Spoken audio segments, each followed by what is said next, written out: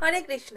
আজকে হলো পাণ্ডবা নির্জলা একাদশী। তো তোমাদেরকে এই পাণ্ডবা নির্জলা একাদশীর মাহাত্ম্য পাঠ করে আজকে আমি শোনাবো। আর এই মাহাত্ম্যতে বলা হচ্ছে যে ব্যক্তি শ্রদ্ধা সহকারে ভক্তি সহকারে এই একাদশীর মাহাত্ম্য পাঠ করে বা শ্রবণ করে সে অবশ্যই বৈকুণ্ঠ ধাম প্রাপ্ত হয়।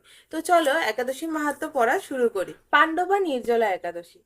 জ্যৈষ্ঠ শুক্লপক্ষের এই নির্জলা একাদশী ব্রত সম্পর্কে ব্রহ্মবৈবর্ত পুরাণে শ্রী ভীমসেন আর ব্যাসদেব সংবাদে বলা হচ্ছে। মহারাজ যুধিষ্ঠির বললেন, হে জনার্দন, আমি অপরা একাদশীর সমস্ত মাহাত্ম্য শ্রবণ করলাম। এখন জ্যৈষ্ঠ শুক্লপক্ষের একাদশীর নাম আর মাহাত্ম্য কৃপাপূর্বক আমাকে বর্ণনা করে বলুন। শ্রীকৃষ্ণ বললেন, এই একাদশীর কথা মহর্ষি ব্যাসদেব বর্ণনা করবেন, কেননা তিনি সর্বশাস্ত্রের অর্থ ও তত্ত্ব পূর্ণরূপে জানেন। রাজা যুধিষ্ঠির ব্যাসদেবকে বললেন, হে মহর্ষি দ্বৈপায়ন, আমি মানুষের লৌকিক ধর্ম এবং জ্ঞানকাণ্ডের বিষয়ে অনেক শ্রবণ করেছি। আপনি যথাযথভাবে ভক্তি বিষয়ে কিছু ধর্মকথা এখন আমায় বর্ণনা করুন। শ্রী ব্যাসদেব বললেন, হে মহারাজ, তুমি যেসব ধর্মকথা শুনেছ, এই কলিযুগের মানুষের পক্ষে সে সমস্ত পালন করা অত্যন্ত কঠিন।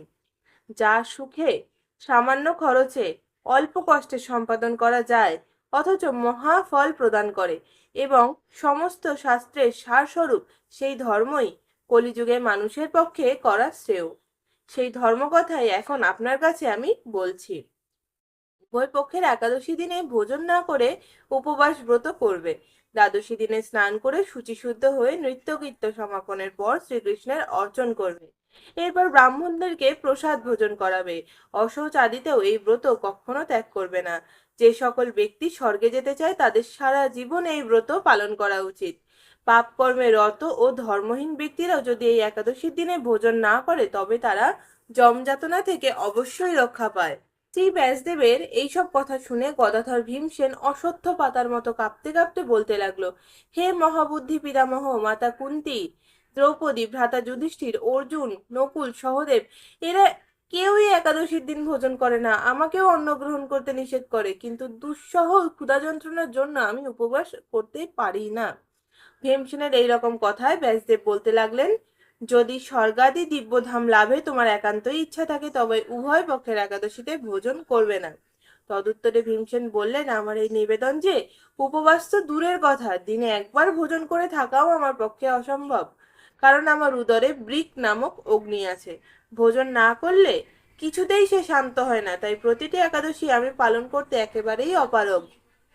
হে মহর্ষি, বছরে একটি মাত্র একাদশী পালন করে যাতে আমি দিব্য ধাম লাভ করতে পারি, এরকম কোনো একাদশীর কথা দয়া করে আমাকে নিশ্চিত করে বলুন।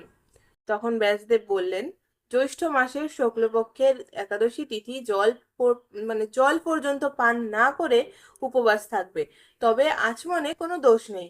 ওই দিন অন্নাদি গ্রহণ করলে ব্রত ভঙ্গ হয়।